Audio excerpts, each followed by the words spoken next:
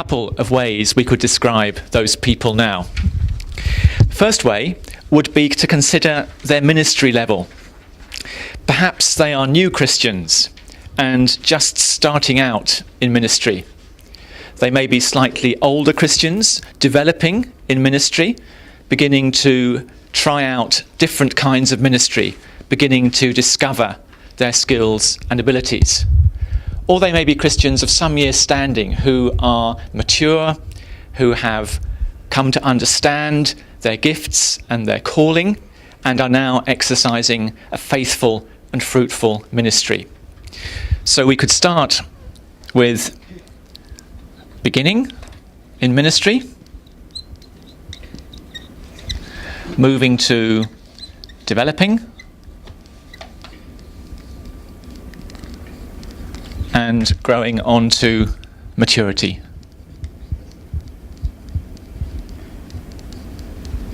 And that is ministry level.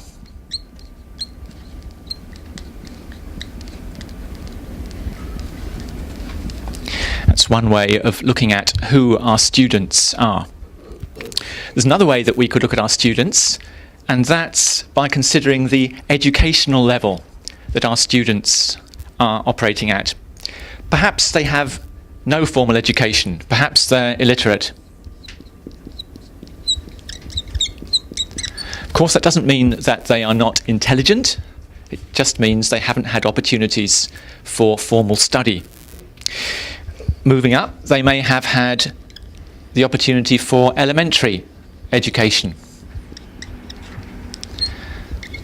Further, high school. Beyond that, undergraduate.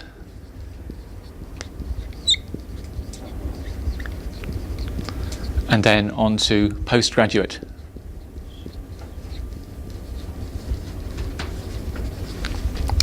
So here are two ways of looking at students who may be studying. Developing in ministry and developing educationally. And we can combine those two ways of looking at our students to form a very simple grid.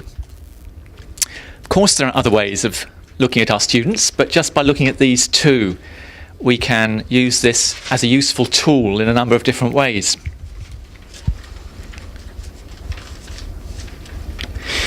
The first way that we can use this is to think about the potential students in our context.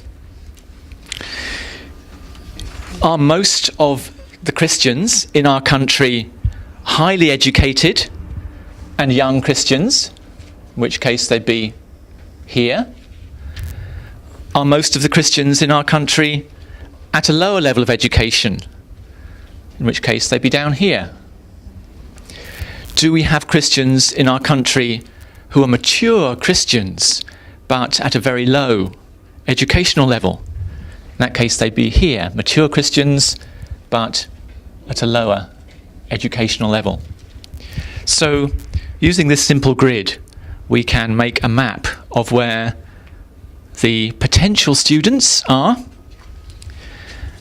And if we think about those who are actually studying in our programs, we can see where they are. Perhaps the people studying in our programs are developing in ministry and at high school level. So they might be here, but there may be a lot of Christians here, but they're not studying in our program. There may be other Christians who are here, but they're not studying in our program. So we can look at actual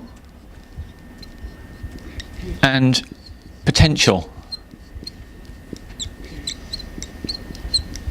students.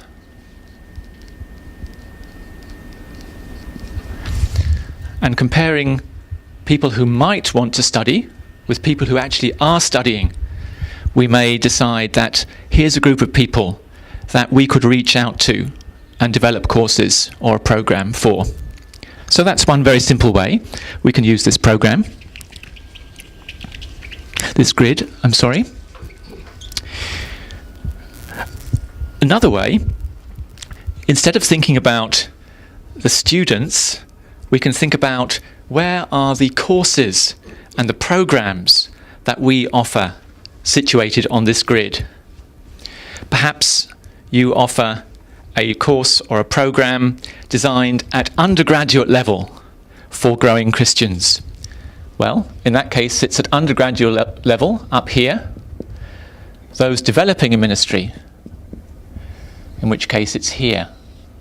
So your program might be there, but you might have seen already that there are very many Christians who are in this area that you're not providing courses for.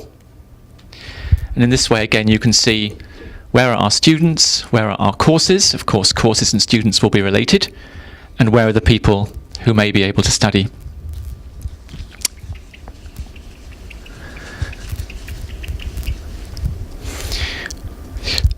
What we can also do is we can consider where are the other providers of theological education in our context offering courses and programs. Perhaps we are offering a program here, developing Christians at undergraduate level, but there are very good other programs up here, in this area, and we can partner with them. We can seek them out, we can talk to them and say, look, our programs fit very well together. Perhaps there are possibilities for more formal partnership. So this map can help you to think about how you may relate and be able to work together with other providers of theological education in your country and indeed in your region.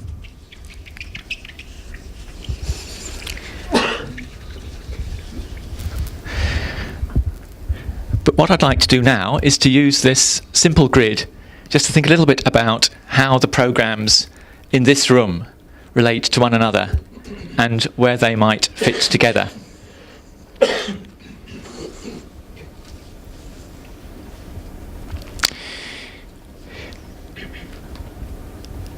First of all, we have a number of programs here that are based around the SEAN curriculum. Usually, the SEAN curriculum will begin with abundant life and abundant light, and it's aimed at people starting out in ministry and who are at elementary school level.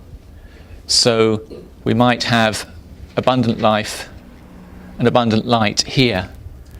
That might be part of a whole program aimed at those starting out in ministry at an elementary educational level. The SEAN program then moves on through the Life of Christ program to those who are developing in ministry and at a high school level. So we have this program. Let's put abundant life, abundant light here. Let's put Life of Christ in here. And there may be a whole number of other courses that can form part of a program at high school level and for developing Christians. And so this describes a number of programs in this room. There are other programs which are aimed at those developing ministry to those mature in ministry at an undergraduate level. And so that would be more up here. One of those would be the church-based leadership training program in Russia and the Ukraine. But I notice that there is a front end that aims to take people up to the undergraduate level, perhaps from the high school level where they start. Let's think about those programs, some of them which are at different levels, different educational levels represented here. One of the interesting ones is the OTS in Pakistan, which has programs it has a certificate in theology, a diploma in theology, and a degree in theology. But the certificate in theology is located for those developing in ministry, and it's at upper high school level. So I'll put OTS certificate in here. The diploma in theology is at the top. It's in between high school and undergraduate. So it's not university education, but it's not high school education. High school education in Pakistan finishes after 10 years. And then there are another 2 years at college level before you go on to university. So in Pakistan, there's another stage in here. And the diploma level fits at that educational level. And then, of course, the degree in theology, the bachelor's in theology, is at undergraduate level, and for those developing towards maturity in mission.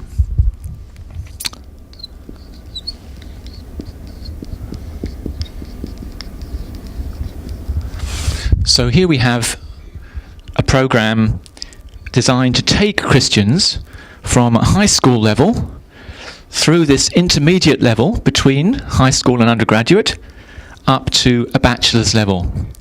3 different courses at different educational levels, which combined form the bachelor's in theology.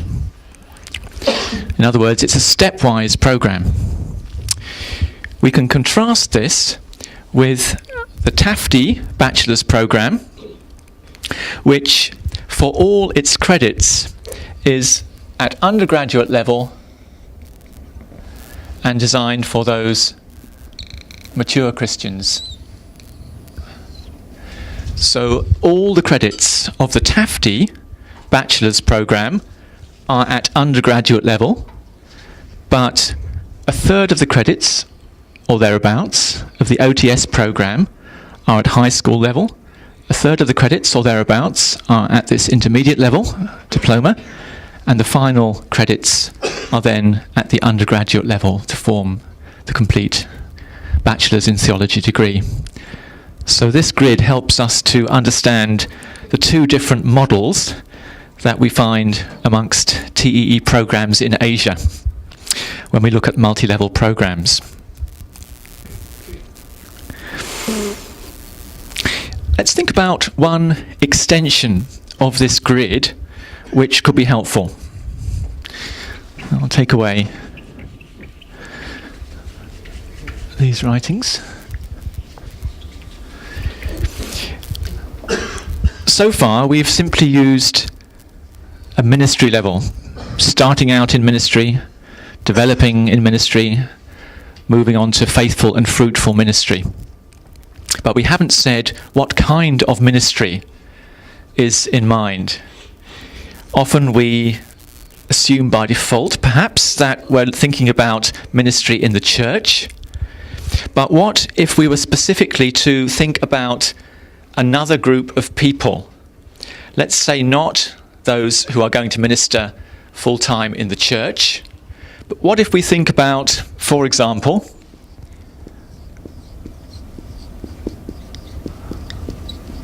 housewives and homemakers? What kind of ministry would they exercise? Well, it would be a ministry in the family, it would be a ministry of hospitality, it would be a ministry of child raising, of being faithful in community service, all of the ministries that go to make up the role of housewife and homemaker in your culture. New Christians might be just at the beginning of exploring what that ministry meant, but we want them to develop into maturity. We wouldn't want them necessarily to reach undergraduate level. That wouldn't be appropriate. We might encourage them to end up at high school level, and they might have very poor education to start with. But we would want then to develop a program for this group that might help them to move into more faithful, more fruitful ministry that allowed them to explore, develop, and exercise the gifts and calling that God gives to them in their situation. And this grid allows us to imagine a program for a group like that. Or what about another group? Let's think of teenagers.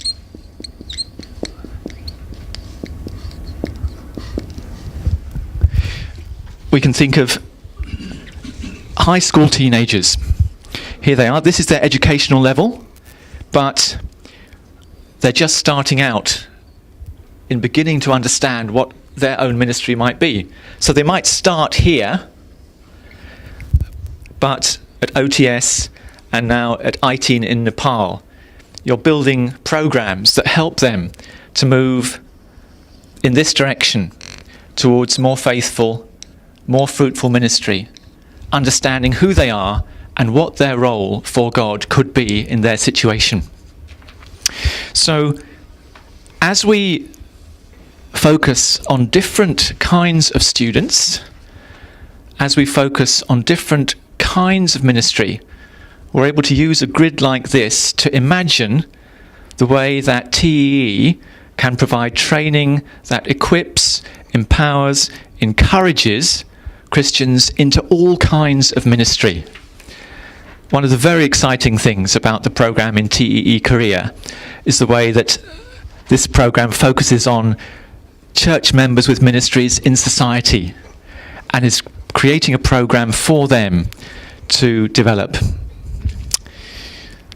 So our prayer is that through this curriculum consultation, you will be inspired and encouraged to see what groups your program can reach more effectively to help them grow, develop, and come to mature and faithful ministry. Thank you.